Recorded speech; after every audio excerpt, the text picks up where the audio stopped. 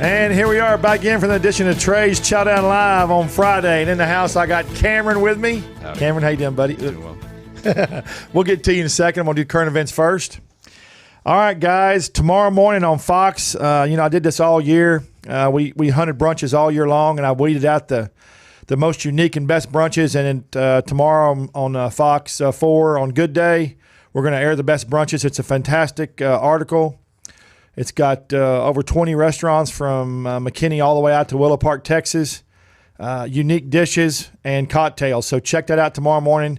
And then the blog will go up right after the show. You can check the blog out. And, it's full of videos and shows and everything. It's a long deal I did. A lot of time, a lot of effort, and you'll really like it. Also, too, at the bottom of that article is going to be the best Bloody Marys, which we released 6 months ago. And it's already been read by 140-something thousand people, so it's been a huge article. So check that out. That'll be in the same article. Just click the link. Front Burner Restaurants and local news. Front Burner Restaurants rebrands. They have a new CEO and they're rebranding. And if you don't know Front Burners, that's Whiskey Cake and 60 Vines. Of course, everybody should know them by now, but they don't use their corporate name a lot. But they had to, of course, rebrand. Everybody had to figure out something after this. Pivot. Yeah, that's another word I've heard a lot lately. Oh, my Lord. Pivot. And then El Chingon, I don't know if I'm saying it right or not. El Chingon opens up today in Fort Worth, West Fort Worth. I know I'm probably not saying that right, but it's going to be good food. They're famous. They're out of San Diego. This is their second restaurant, only their second restaurant, and they're famous for flaming food like flaming fajitas and flaming cheeses and stuff. So I'm kind of, and it's also a big bar after the restaurant. So of course they're going to get both aspects of it. Yeah, for reasons unknown, but. And then Corn Dog with No Name is opening up a new restaurant in Preston Center. It should be open here pretty good. Have you been to Corn Dog with No Name yet? No, I haven't, but I love corn dogs. Yeah, I do too. Oh, my God. I've never met a bad corn dog. No, same. Only Fletcher's. I just love Fletcher's, though. Oh, yeah, who doesn't? Yeah. And then Crab du Jour opened up, and we were there last Sunday, and I'm going to tell you something. They have a big bucket of fresh seafood, and they asked me what I wanted, and in one bucket I had 4 lobster tails.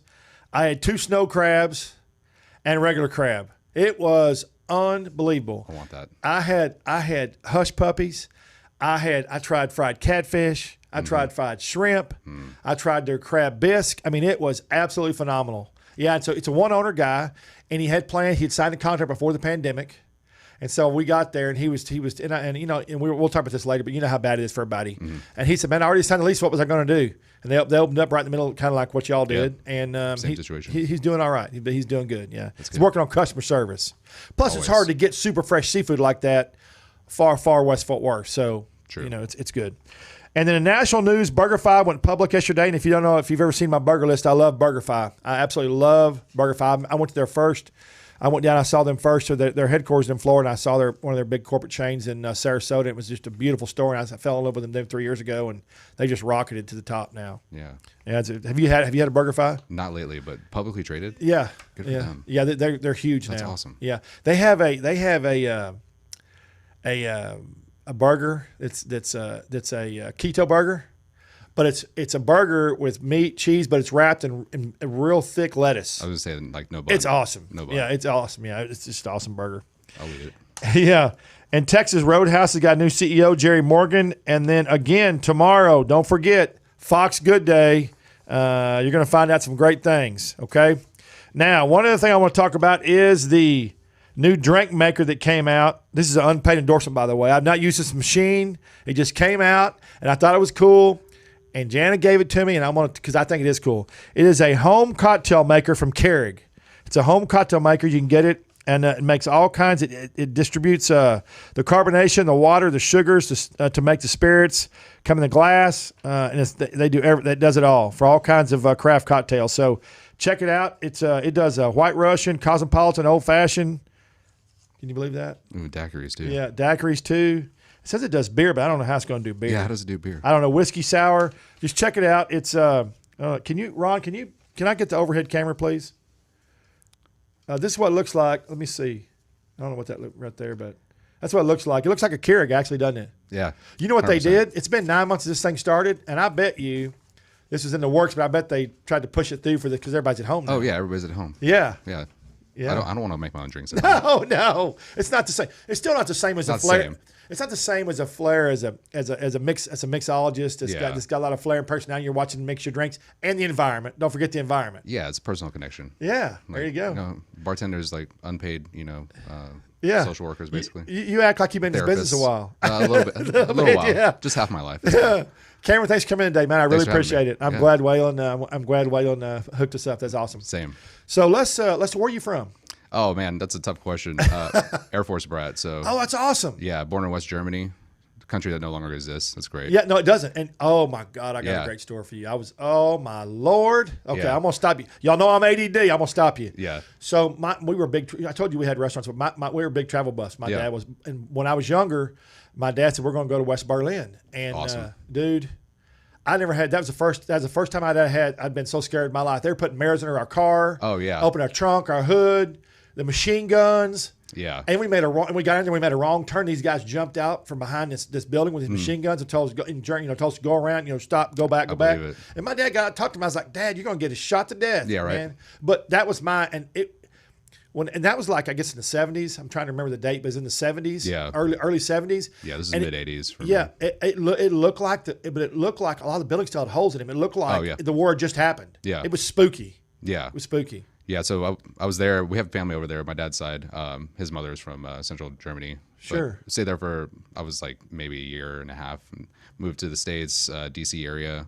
And then I grew up in West Texas in Abilene. So went to elementary and middle school out there. Spent a year in New Mexico. And then 3 years in Honolulu. I went to high school there, graduated there.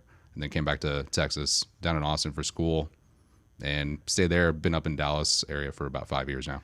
See, that's great though. When you travel around, you get to yeah. meet people. Yeah, cultures, the food. Yeah. Like people. One thing I want to say, like 7-Eleven. You picture 7-Eleven. Yeah, right. I don't have a really good like mental image of that. Right. 7-Eleven outside of the contiguous United Right. States, it's an institution. Right. Like you go there, like in Hawaii, I get dim sum, I get like sushi, Right. fresh sushi, like all of these things. Like it's an institution outside the United States. I feel bad for everybody. Like they're missing out Yeah, on they are. the true essence of 7-Eleven. But I think the food and the culture and like, meeting so many different people and personalities like easily translates into like what I do every day. Right. Like I meet so many different people in the restaurant industry. Right. Like, and you never know. I always tell my staff, like, ask one more question. Like you never know who's sitting at your table. You have to ask the right question. That's Yeah. right. Yeah, that's right. Just make a personal connection. Like That's get to know right. people. These are real people. Talk. Everyone has their own stories. Just like get to know people, take care of them. So what did you study in school? You went to UT, went to UT? Oh man, yeah, I had 3 different majors, but I started. I wanted to do architecture. I got in for computer engineering. Found out that I did not enjoy that, so I pivoted. We're gonna go back to that word. Yeah, word. I did athletic training for a year. Couldn't do the extracurricular commitment just because I needed a job. Right. We'll get into that. But Yeah. my bachelor's degree is in philosophy with a minor in history, and I kind of focus on theories of mind, consciousness, and what intelligence is, and psychology and things like that. So That's awesome. naturally, I sell wine for a living. Sure, that's right. Yeah. Well, you sell more than wine. You sell yourself Food. and you sell food. Oh, I don't sell and myself. You Whoa. sell atmosphere. Yes, Yeah, sir. you do. It's the experience. You're always selling yourself. Yes, sir. So taking notes. That's right. So when you left college, where'd you go? You moved up here? No, I stayed in Austin for almost a decade total. My grandparents have lived there since the late 70s, so that's always been home base my entire life. sure changed a lot, though. Yeah. Oh man, traffic there. I love that place. Nice place to visit now, but like I could not live there. They're gonna have to, if they want to fix, they're gonna have to double deck it if they want. I don't see any other way to There's fix it. no other way to do it. Yeah. But I stayed there. I ended up getting a job at a chicken wing and sports bar Cool. during undergrad. So I was full-time undergrad, full-time bartending. So a You lot can of late learn a lot. You hours. can learn a lot. You can learn a lot in fast food restaurants selling Definitely. food. I'm yeah. telling you. Well, this is more like upscale casual. Yeah. They have locations around Still learn. DFW, but Yeah. kind of stuck with that. I graduated in 2008. I wanted to go to law school, but that didn't really pan out. Didn't seem like the right environment for me. Also, first recession, didn't want to accrue more debt. So ended up sticking with the restaurant game just because, we talked about it earlier. Times are good, people drink. Times are Right. bad, people drink more, and ended up getting into fine dining at a really awesome restaurant down there called Uchi. First well. restaurant that I sit in, and like we're sitting at pre-shift meeting, and it's like we change half the menu every single day. Right. And I'm sitting here, I'm a service assistant, so I run food and I bus tables, and I'm sitting here trying to learn Japanese terms for all these fish and all these ingredients I never had. Like the first bite of foie gras that I ever had. Yeah. I'm like, what is this? Why have I not good, had this though. before? It's good. It's like meat butter. Yeah, it melts is. in my mouth. Yeah. I need to know everything about this. And so I kind of got a crash course in like fine dining cuisine and also wine there. That's a fantastic place. Yeah, it was awesome. There's such a good crew. Like so many people that I worked with have gone on to open a restaurant. I didn't know they changed the menu that much. They change it a little less now just because, you know, they popped up in a few different markets. Sure. But they always have a specials page with like fresh fish and like specials. They always empower their chefs to make new dishes. And, you know, it's a really creative atmosphere. What was your favorite thing about working there? Just the learning aspect, honestly. Like we can talk about wine. That's kind of where I caught the wine bug. But like just the people and the environment. Like I come in every day. I learn something new. I taste something I've never tasted before. I find a plant that I've never seen before. Yeah. And I'm like, I can eat this. Yeah. This is amazing. Yeah. You know.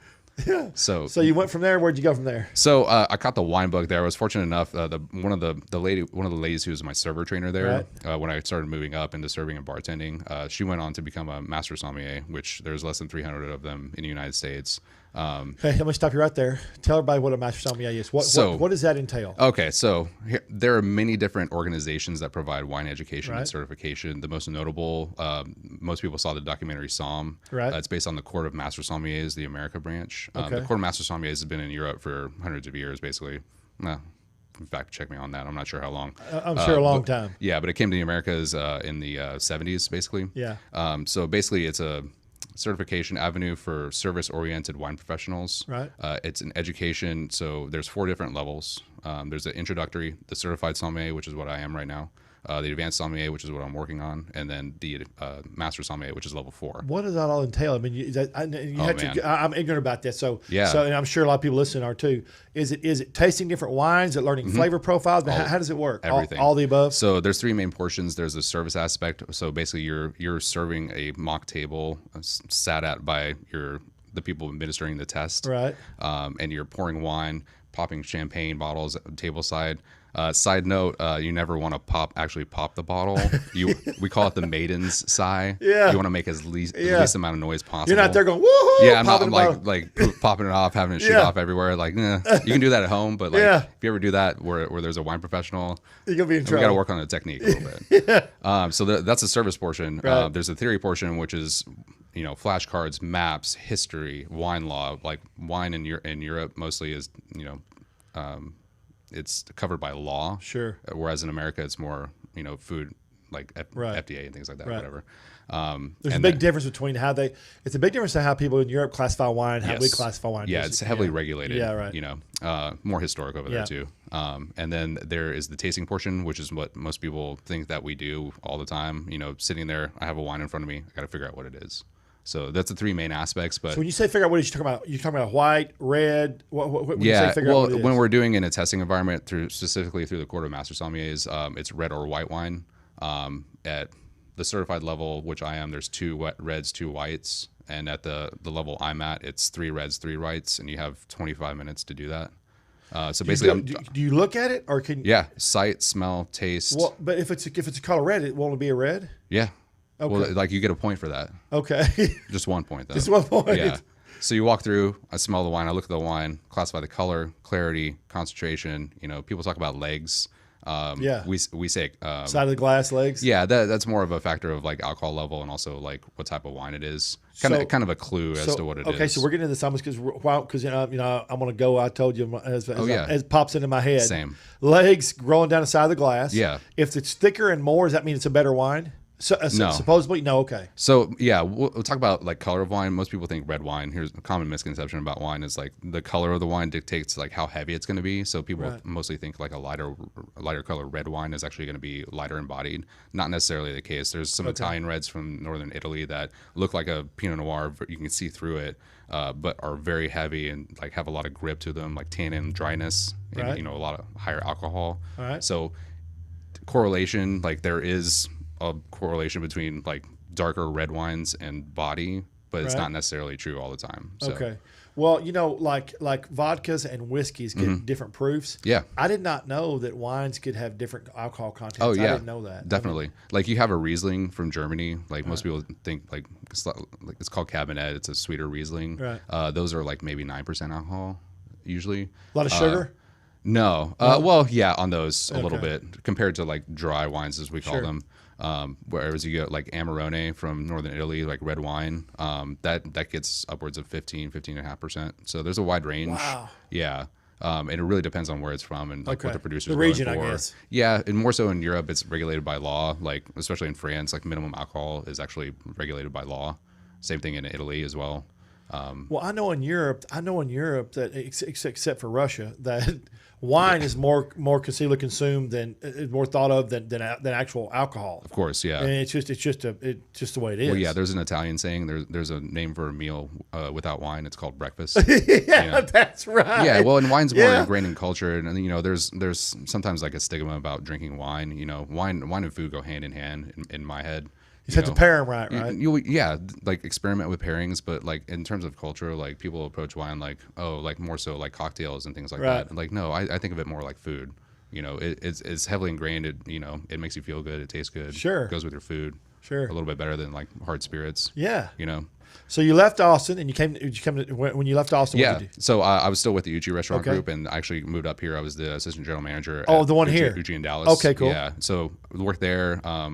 Amazing staff here. Yeah. We opened a concept upstairs. It was originally called Top Knot. Now it's Uchi Ba. Yeah. Really great concept. Ended up leaving there, and then hooked up with Gemma and Sachet, two notable restaurants down in central Dallas. So that was my first actually wine centric gig. I was the lead sommelier. Are those at still Sachet. open now after the pandemic? Yeah, Okay, they good, are. Good, yeah, good. they're great owners, like really great food, like establishments there.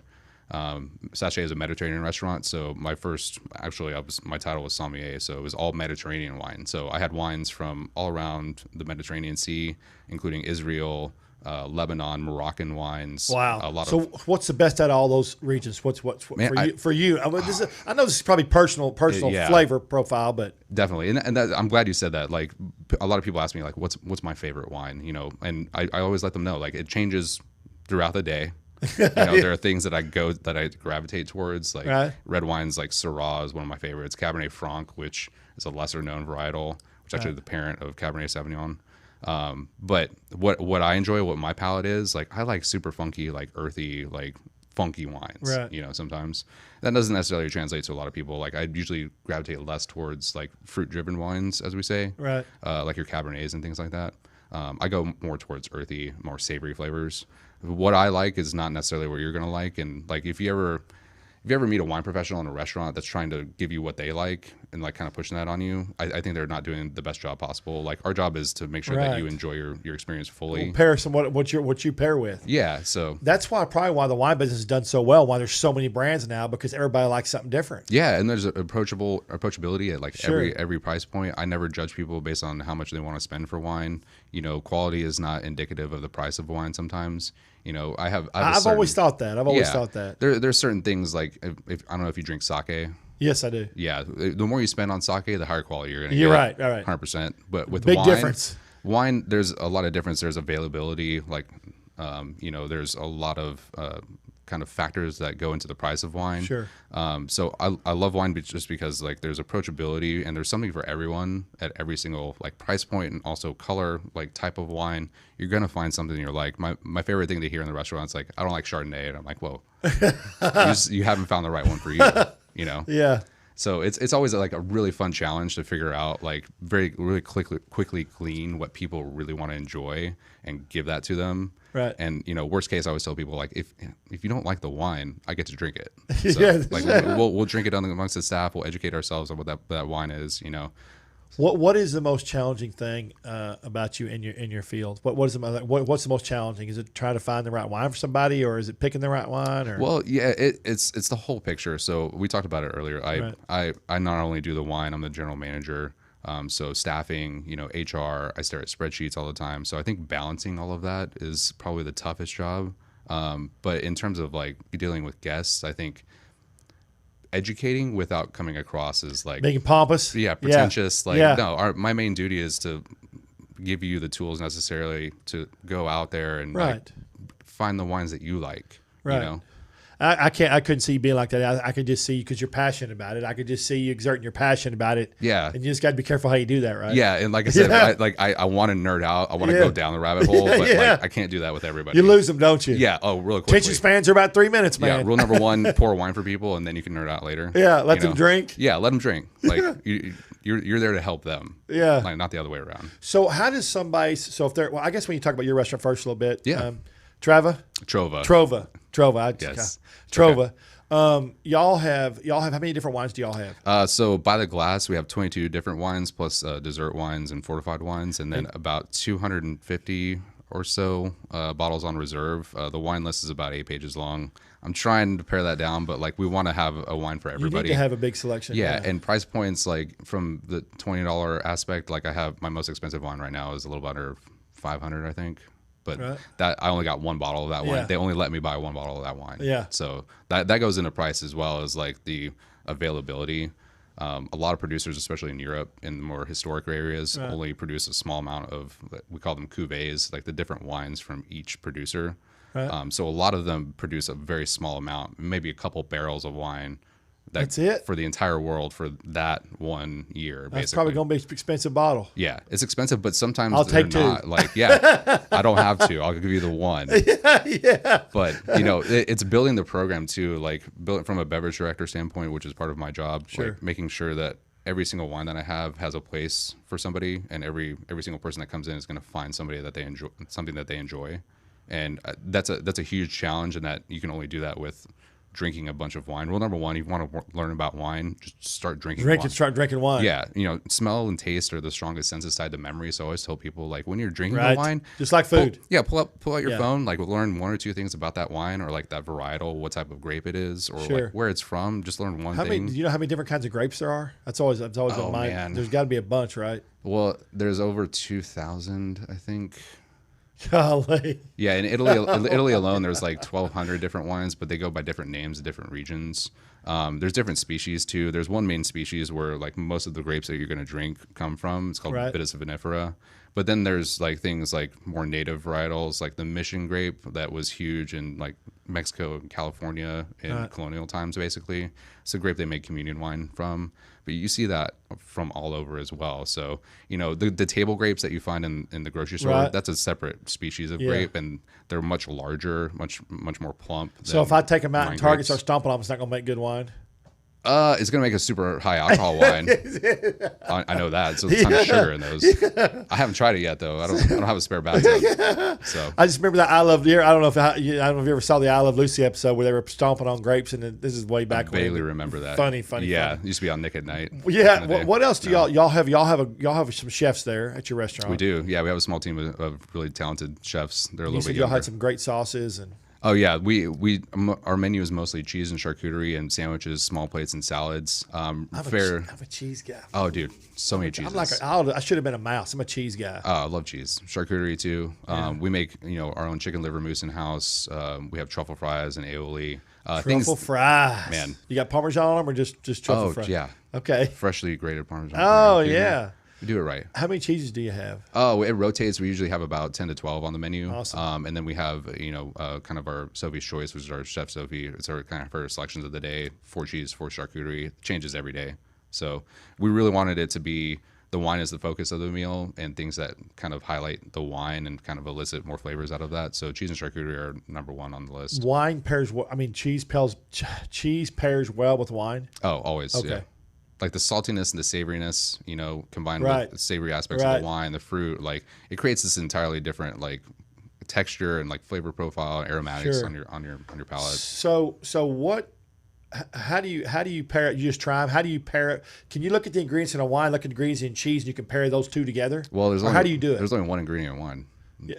Grapes. Grapes. Yeah. Okay. No, but I'm thankful that Are you sure there's only one ingredient in wine? Well, sometimes. Yeah. Well, with American wines. Yeah, we're gonna talk about that in a minute. Yeah, we'll talk about that in a minute. But it's just trying a bunch of different stuff. Right. Like I'm a tourist. I'm kind of hedonistic at heart. I like food. Right. I like drink. I like combining the two, seeing what works, seing what doesn't. There's a couple general rules like food pairing. Number 1, champagne goes with everything. Does it really? Everything. Yeah. Champagne, fried chicken, or anything fried. Oh, yeah. Honestly, like 100%. Like no lie, McDonald's French fries with any sort of bubbly, really good pairing. Do you know we had one day John Teaser called me. We went over to he does a lot of caviar. Oh yeah. We went over to his owns part of this caviar farm in California, and Oh, awesome. they were here. And this guy had brought like I don't know, man. I don't remember like 10 or 15 different kinds of caviar. Mm-hmm. We were eating caviar, French fries, Yep. cheese, and had some wine. Sign Champagne. me up. It was great, man. That sounds amazing. I've never dipped French fries in caviar. That was the freakiest never done thing. that? Oh, no, man. but it was sure good. Ooh. It was sure good. Like I and said- people are like, yeah, I'm telling you, it was very good. No. It was Like very salty good. and salty. Like you get that pop of the Yeah. caviar and like Yeah. wash it down with some sparkling wine. It was delicious. Yeah. Well, yeah, there's some general rules on pairing, but the general rule is like drink what you like with what Right. you're eating. Like if you enjoy Cabernet and you're eating sushi, like we did it all the time at Uchi, like do that. Right. Do what feels good, experiment.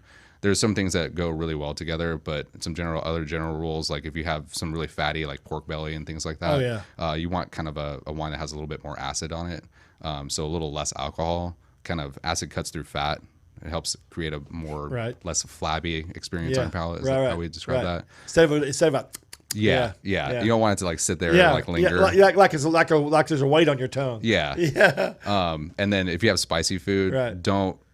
I generally shy away from like really dry red wines. Sometimes that kind of clashes on your palate a little bit. But again, I can't stress this enough. Like drink more wine, eat more food, combine the two, see what works for you, drink what you like. So let's talk about champagne a minute, because you and I got in this conversation before, and you were telling tips really kind of cool. We got a couple bottles here too. So what bottles? What do you have here? So I brought some really good alternatives. The holidays are coming up. Right. We have Christmas, and Right. we're in the middle of Hanukkah. And they can right buy now. these at your Yes, place? these are these two are available by the glass at Trova. Okay. But I want to talk about New Year's because people pop champagne on New Year's all the time. But like champagne, great. Not necessarily approachable at price point for a lot of people. Champagne's expensive for good reason. Like it's really good. Right. But there are a lot of wines out there, and I brought two of them that are really, really good alternatives. They're a little bit more like baller on a budget. Right. For people. Wait, what did you say? Baller on a budget. Oh, I love that baller on a budget. Listen, like a common Dude, misconception. that's awesome. I get to drink really expensive wines all the time. No, absolutely not. Like I work in a restaurant. Like I'm not sitting here like printing cash. That's everywhere. a B.O.B. baller on a budget. Baller on a budget. Yeah, that's awesome. So first one we brought is Reserve Cava. Cava is a region in Spain that produces specifically sparkling wine.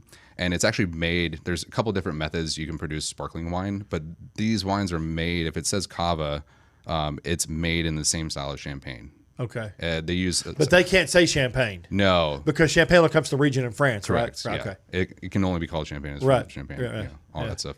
But Cava is produced in the same fashion with kind of the same aging requirements. Right. So we talk about age with wine. Age makes wine better usually. So this is a really good alternative if you're in a liquor store or your grocery store and you see Cava. It's generally going to be less expensive than champagne and tastes almost identical in terms of like the dryness and like that kind of savory tones.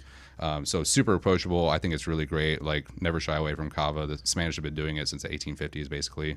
That's a long time. And how much is that bottle? Just on the average. I should have wrote this down. That's okay. This one is it's $12 by the glass, $47 for the bottle. Okay. And then we all of our wines are available for retail purchase, so it's 10% off for retail purchases. Okay. And how many bottles can they purchase as many as they want? Oh yeah. Okay. So there's no limit. Oh, the limit does not exist. The limit's your checkbook. Yeah, basically. Unless you're a baller on a budget. Don't spend your rent money on booze. Yeah. I must recommend that. Okay. The second one is a Cremant.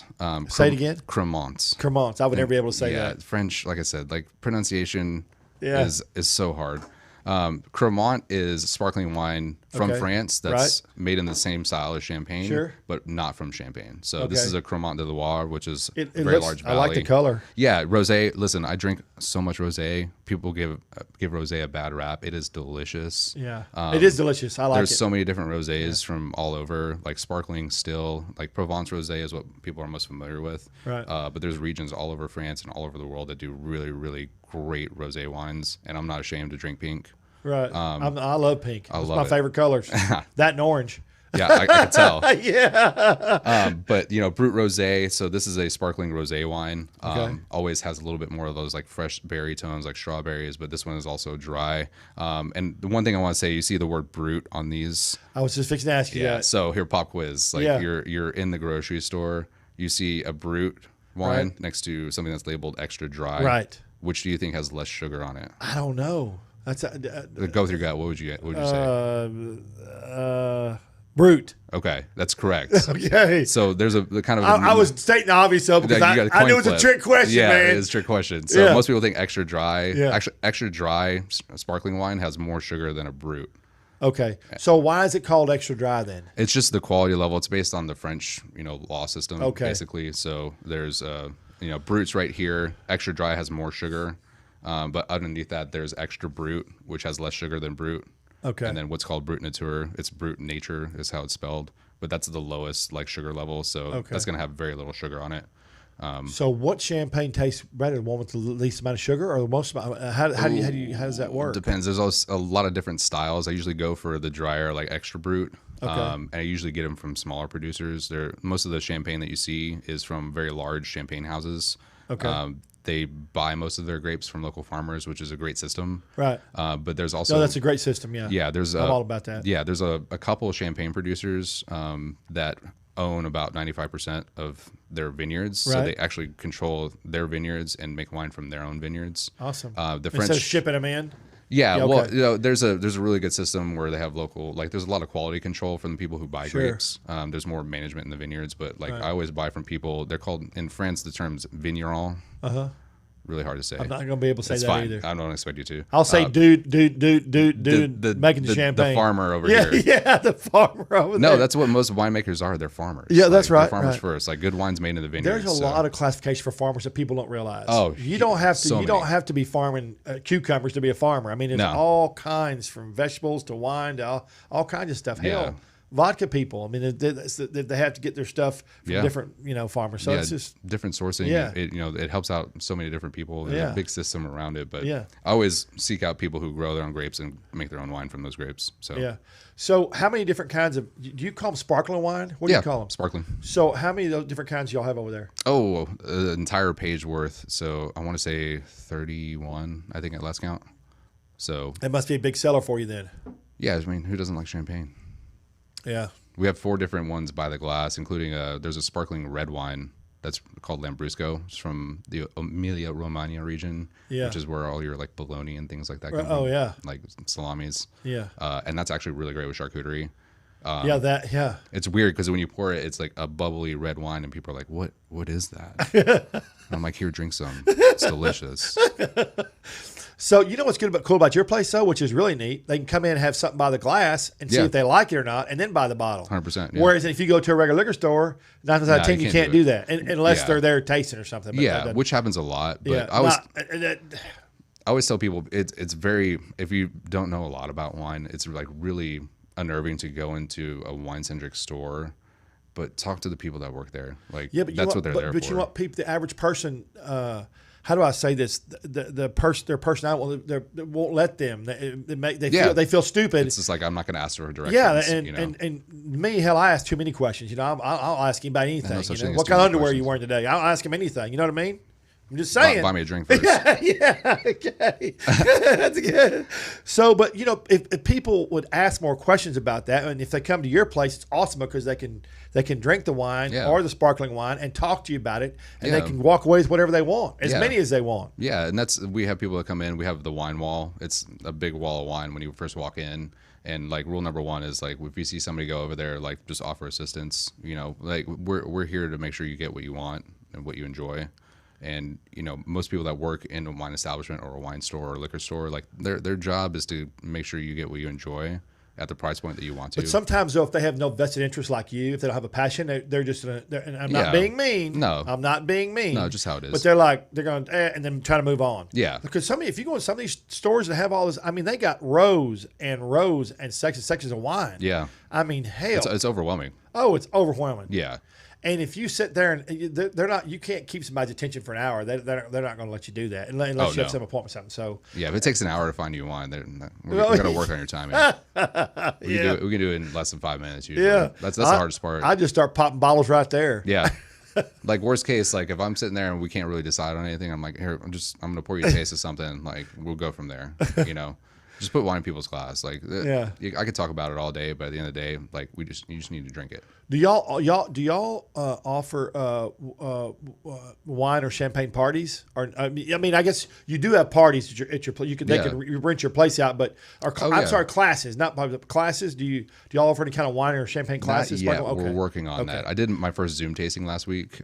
What? Yeah. How you do? Oh, do they come pick it up from you? And then we had a client that was like, we're doing this for our clients. Like we're gonna offer like a cheese and like wine tasting. So they bought all the wine, and I'm like, cool, you guys got me for about an hour, and let's taste through the 3 wines that I picked out for you guys. So you would taste them. Everybody's on Zoom. You taste them. You talk about them. It's really weird being on Zoom. It was the first time I've done one of those because like you can't. There's no audience feedback. Everybody's muted. What would Zoom have done without the pandemic? Them people. I wish I should have bought stock before. I was just about to say that. Yeah, like, so many things. Like, but what you don't know, you don't know, right? You don't know. Yeah. That's fun. Like we offer tastings, and like I said, our staff, we have 4 certified somms on staff, including myself. Wow. We built That's a lot. It's a lot. Like thankfully, like we have really awesome, approachable people, and like again, like their job is to make sure we find the right wine, and like they know about everything on our list, and like they're able to guide you. And if there's a question that they can't answer, like if there's a question that I can't answer, like I'm gonna find it out for you. But you know what? Your owner, what was your owner's name? Michelle Bonds. Okay. Michelle. Hi, Michelle. Michelle had been in the restaurant business all my life. Michelle obviously had a vision because to have that many in a restaurant, that just shows her dedication and passion to her customers. She wants them to have the very best experience possible. Yeah, and I'm thankful she kind of let me, like, unleashed me and like allowed me to. I wanted to build a list again that's all inclusive of everyone. Like I didn't want anyone to feel left out, like at any price point. But it's all about catering to everybody. Y'all have only been open 5 months. And most people, when they open up a restaurant, they get boggled down and they try, and then things start slipping. They don't have enough money. Oh yeah. And they start trying to cut. Where can we cut? How can we cut? And she just being open 5 months. What she's done already is just as far as customer experience. We had so much support from the community. Being in Central Dallas, and like it's really hard. We're in the same situation. Like there was paperwork that was signed, right before everything kind of hit the fan. Right. And we were more than hit the fan. Yeah. More than hit the fan. Killed the fan. Knocked the fan over. 2020, man. Boy. No, but it's all about supporting your local restaurants. Right. The chains are going to be fine. The chains have that. They'll figure it out. That income. Yeah. But at the same time, like local restaurants, it's everybody. It's your friends. It's your local bartenders. Right. It's your local chefs, and not even that. It's like the farmers. Like we get most of our produce from Profound Micro Farms. Shout out to Jeff.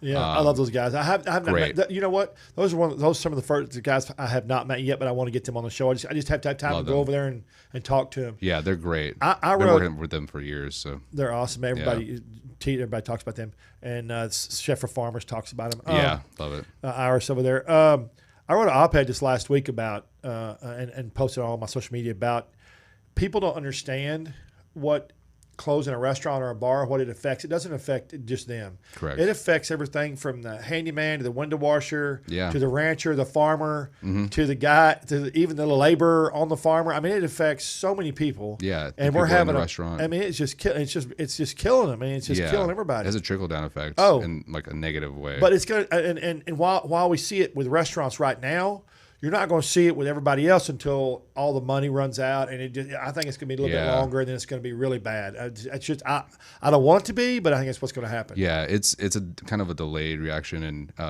only thing I want to say is that there's an organization that I fully support, the Independent Restaurants Coalition. There's a website, saverestaurants.com. There's legislation in the works because we had our first round of support from the government, but a lot of independent restaurants did not get help from that. No, they didn't. Independent restaurants, I think the number, they contribute over $760 billion to the economy, employ over 11 million people. And hundreds of thousands of restaurants are set to close because of this, and they have no support. So go to saverestaurants.com, learn more about it. Saverestaurants.com. Yeah, there's a legislation that we would like to get passed through that basically helps out all the independent restaurants, the ones that are not part of corporate ownership or chains. Sure. Your chef-driven restaurants, the ones that you go to for your special meals, special occasions, or every day. So check that out, please. Like it's really important. There's a lot of people that are hurting right now.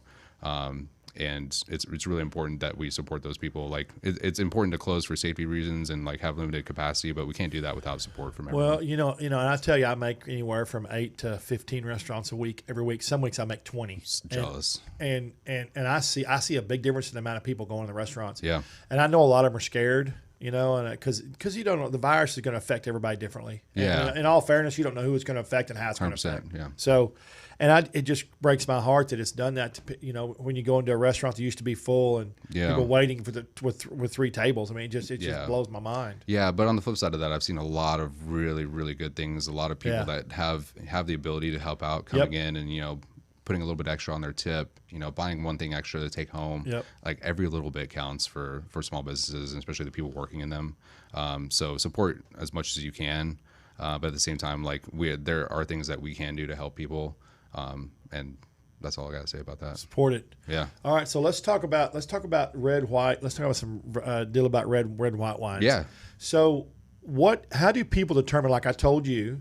Me, every time I drink red wine, I feel like I've drank 5 Red Bulls. I mean, it's just, it's just crazy. Well, I can't sleep. Yeah. Well, it's just like a lot of different food. Like we talked about tequila, for example. Right. Tequila is like an energizer for a lot of people. It's Right. dangerous sometimes, Yeah. fun. Yeah. But it's all about where you're drinking the wine from. So a lot of the wines that you find that are a little bit more mass produced in the grocery stores and things like that, Right. they're not bad by all means. But like one common misconception is that like you have a wine that's labeled organic.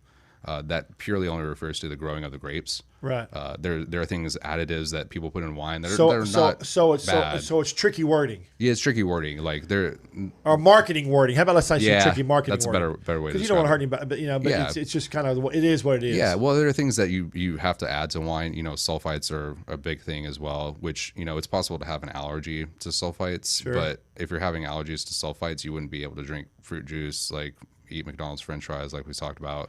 Like there's sulfites are naturally occurring preservatives in pretty much everything. But there's also other things like tannin powder, things that you can add to the dryness effects. Artificial acidulation, which is a really hard word to say, but basically putting acid in a wine that's tartaric acid, which is totally fine. It's a normal food additive, but that just boosts like the mouth-watering aspect. Sounds like a nasty word though, doesn't it? Yeah, right. Acidulation. So what has more sugar, white or red? Oh, or does it depend on the brand?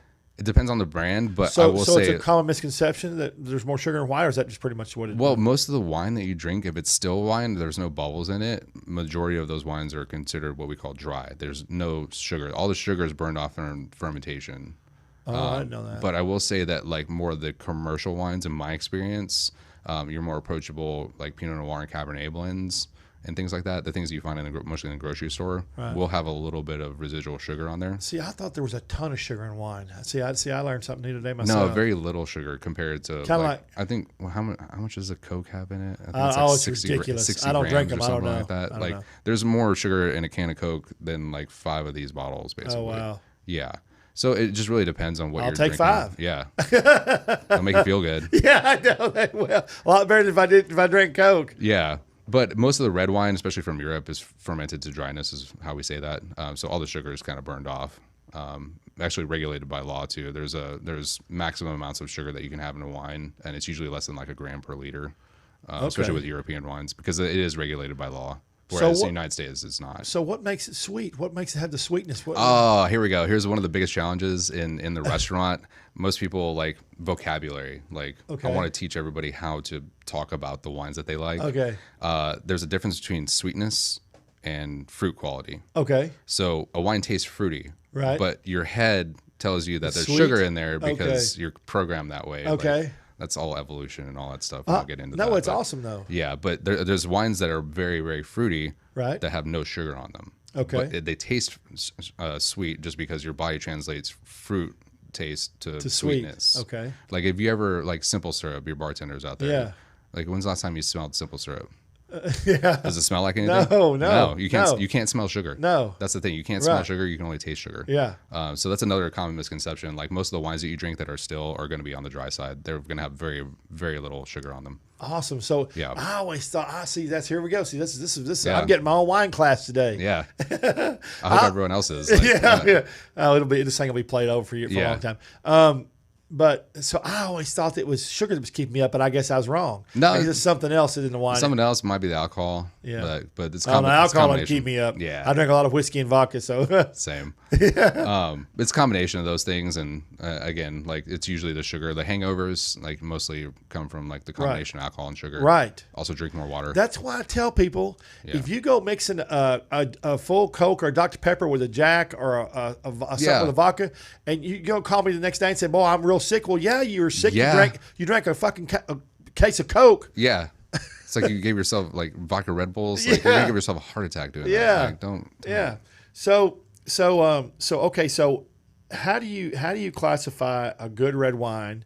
How do you classify a good white wine? Because it's not. You told me earlier it's not price. No. So you classify it on the region it comes from, the way. No, I always tell people this. Like if you like the wine is good. Okay. We talk about quality levels. Right. That's more so for when we're doing professional tastings and things like that. You can tell the difference between a wine that's like current vintage, like something that was made last year or so, versus Right. things that have sat and aged for an extended period of time. There's ways to kind of drink and deduce what that is. Also, like certain aspects, like in Italy, for example, like a normal wine versus a Reserva wine. Reserva is aged longer.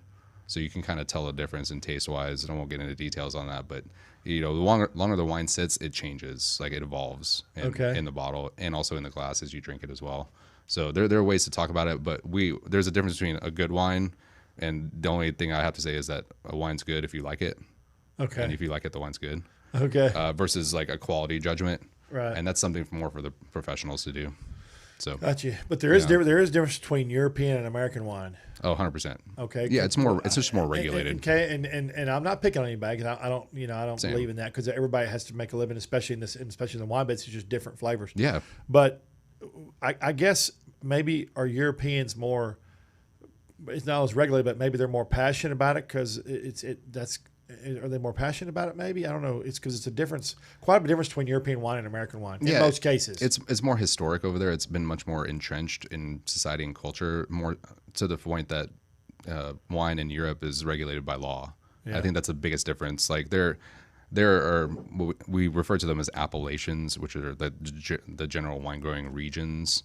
In the United States, they're called American Viticultural Areas, AVAs. So like your Sonoma Coast, like your Napa Valley and things like that. And there's smaller appellations within those appellations. Right. Those are purely geographical and only due to like this is a unique place with unique weather. That's it. Whereas in Europe and France is kind of the paradigm, like the model by which you're right everything about that, else is based on. Right. So in France, They've been around a while. yeah, you have they've been at it for a little bit.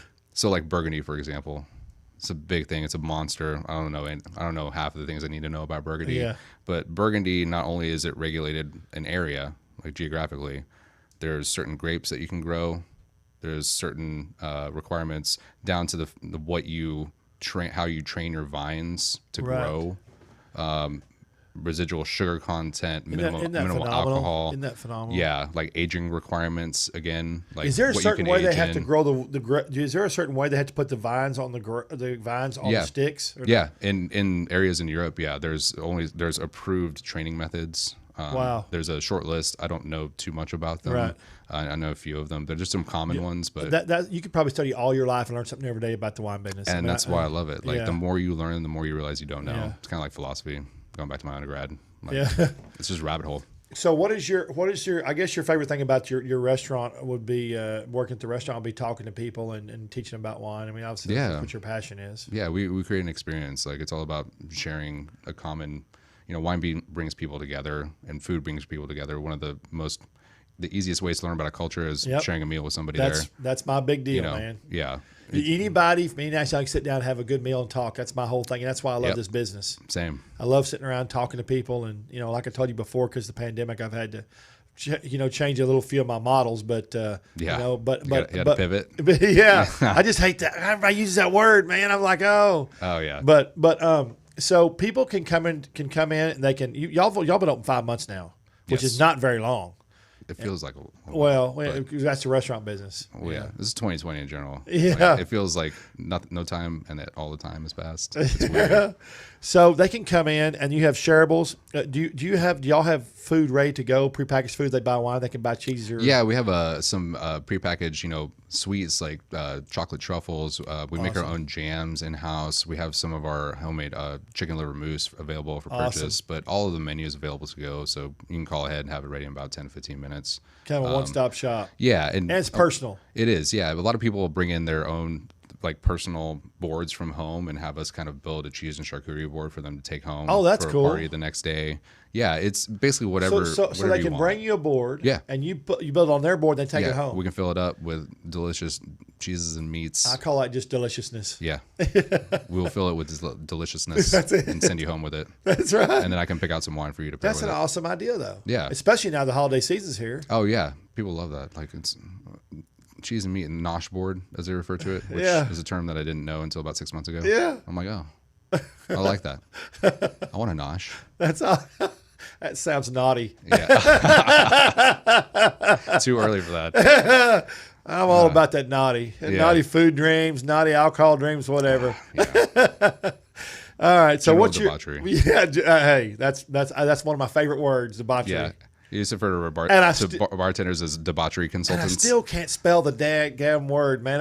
It's just such CH in there. I know, man. It's terrible. What is your favorite thing at the restaurant? Like, if someone's coming for the first time? Yeah. What would you tell? What would they like eat? What would you offer them? What would be your favorite thing for them to do? Well, our number one most popular dish right now are the truffle fries. Okay. With homemade aioli. Oh. Fresh Parmesan on top. Yeah. Goes with everything. Oh. I always encourage people to come in for happy hour Monday through Thursday, 4 to 6 p.m. Everything on by the glass is half off. So glasses range from like $6 to $11. So you can try a bunch of things. Like if you're in with 2 people, we always recommend if you want to try some different stuff, split a glass with your partner, right, or who you're dining with. And what days are that? What days? Is that? Monday through Thursday. So all week except for Friday, Saturday. Except for Friday, Saturday. Yeah, we're closed on Sunday, which is good. The Lord's Day. I think Noel, that's right. I think it's a fantastic idea to be closed unless you're. Yeah, man, there's certain restaurants that serve people, but I think it's great to be closed. Yeah, and we saved that. We've done some special events. We did a white truffle dinner not too long ago with pairings for a few people, and it was really nice. So we reserve Sundays for like events like that in the future. We've done a couple of tasting events where you buy a ticket, you come in, you get to taste about 40 to 50 wines, and you can pre-order at a lower price. So we've had a lot of success for that. The last one we did was bold reds and bubbles for the holidays. Bold reds and bubbles. Yeah, that's awesome. Yeah, we had people come in, scoop up cases of wine. So it's great. Like we want to give you what you need for your celebrations and the holidays coming up. So I got to tell you sometime. I got to tell you my white truffle and whiskey story. We should talk about that. That sounds like a very interesting holiday. It was a hell of a story. Yeah. We wrote an article. It was a crazy night. Anyway, okay, so they can do that. And then if they want to get y'all have to go website. Y'all have what are all the socials for that? Oh, TrovaWine.com. You can find our full menu on there. The full wine list. Again, it's like 8 pages. Sorry. That's all right. Trova wine. And Trova spelled TROVA. Yeah. Same hashtag for Instagram. Same hashtag. Trova wine. Okay, so and then can they order from there?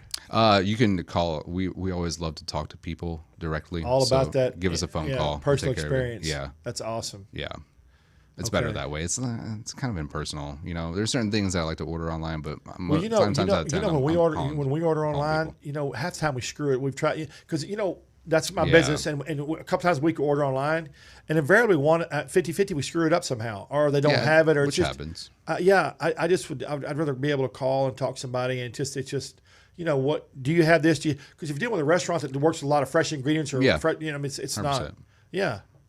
It's like I just need to manage expectations. Yeah. Here's what I can do for you. That's right. I always prefer to talk to people anyway. So what are y'all's busy times? What time do y'all open? We open at 11 a.m. every day. Okay. And then close at 9 on the weekdays and 10 o'clock on Saturday, Sunday. Man, I'm just getting going about 9. Yeah. We're more of like people come in before I know. before dinner, I know. after dinner. I'm harassing you. Yeah. No, I'm the same way. Like bedtime's not till late. I really appreciate you coming today, man. I enjoyed appreciate the it. show a lot. Yeah. And, I mean, it's been education. I can't wait to come over and see y'all. I'm excited y'all Please are doing do. well and open. Yeah. What was the website for the restaurants again? Trovawine.com. And the save the restaurants. What was that one too? Saverestaurants.com. Saverestaurants.com. Okay. Yeah. All right, guys. Remember tomorrow on Fox. They give me a time, but I always say between 7 and 9, whenever they can work me in to their schedule. They're busy. News schedule, talking about the same thing over and over about the pandemic. I just wish we'd get a little bit more positive stuff going, but that's just the way it is right now. But best brunches. It's going to be a great article. When you get through, you can go to the blog. You go to TreysChowdown.com /brunch, and that'll also have in that same brunch category. It'll have not only that, but it'll have one from last year, but it'll also have the Best Bloodies, which has just been I went through Bloody Marys like nuts, man. The same. Yeah, but it sounds like it's easy to make a good one, but it's not easy to make a good one. No. They throw some junk in there, boy. It's just not. The bad ones are just. It's just. I guess it's a passion because some people get real passionate about making a great Bloody Mary. Well, they think too much about like what am I going to stick in there? I'm going to put like a slab of bacon in there. Yeah. Like, I drink my Bloody Marys like the half size, like less mix, more vodka. Right, that's right. But that's just me. Not too thick, right? No. Not too Spicy too. Yeah, spicy too. Pickle juice. Put a little bit of pickle juice in your bloodies. Pickle juice. Change your life. All right, y'all. Tomorrow, Fox and TreysChowdown.com brunch. We've also got an article in there about the new barbecue place in Dallas, Oaked. Check it out. And have you been there? And, no, it's on my list. Yes, it's awesome. Yeah. And we'll see you tomorrow. See you tomorrow on Fox next week. Hi, Abby.